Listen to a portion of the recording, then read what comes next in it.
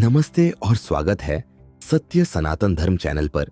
आज हम भगवद गीता के 14वें अध्याय गुणत्रय विभाग योग की कहानी और शिक्षाओं पर विस्तार से चर्चा करेंगे। चलिए शुरू करते हैं।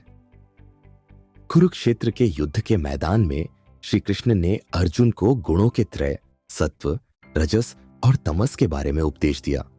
उन्होंने अर्जुन को बताया कि ये तीन गुण कैसे मनुष्य के जीवन को प्रभावित करते हैं और कैसे इनसे मुक्त होकर आत्मज्ञान और मोक्ष प्राप्त किया जा सकता है।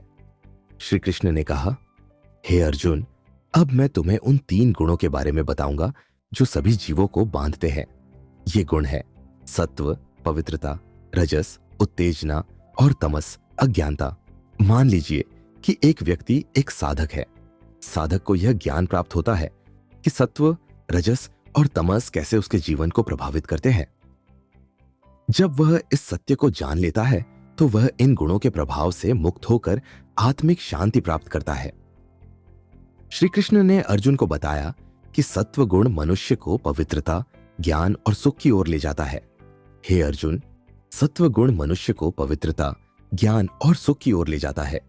जो व्यक्ति सत्व गुण का पालन करता है वह आत्मज्ञान और शांति प्राप्त करता है। मान लीजिए कि एक व्यक्ति एक साधक है। साधक सत्व गुण का पालन करता है और पवित्रता, ज्ञान और सुख की ओर अग्रसर होता है। इससे उसे आत्मिक शांति और संतुष्टि प्राप्त होती है। श्री कृष्ण ने अर्जुन को बताया कि रजस गुण मनुष्य को उत्तेजना, लालसा और क्रियाशीलता की ओर ले जाता है। हे अर्जुन, रजस गुण मनुष्य को उत्तेजना, लालसा और क्रियाशीलता की ओर ले जाता है। जो व्यक्ति रजस गुण का पालन करता है वह कर्म और भौतिक सुखों में फंसा रहता है। मान लीजिए कि एक व्यक्ति एक साधक है। साधक रजस गुण का पालन करता है और उत्तेजना, लालसा और क्रियाशीलता में फंसा रहता है। इससे उसे आत्मिक शांति की प्राप्ति नहीं होती है। श्री कृष्ण ने अर्जुन को बताया कि तमस गुण मनुष्य को अज्ञानता, आलस्य और मोह की ओर ले जाता है।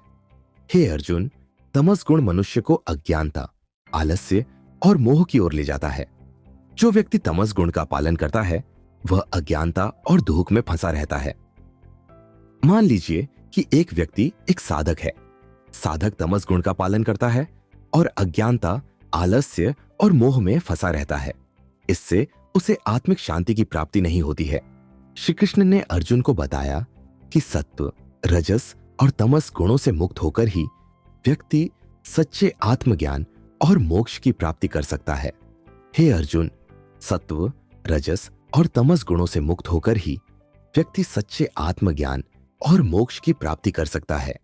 जो व्यक्ति इन गुणों से मुक्त होता है वह सभी बंधनों से मुक्त हो जाता है और आत्मिक शांति प्राप्त करता है। मान लीजिए कि एक व्यक्ति एक साधक है।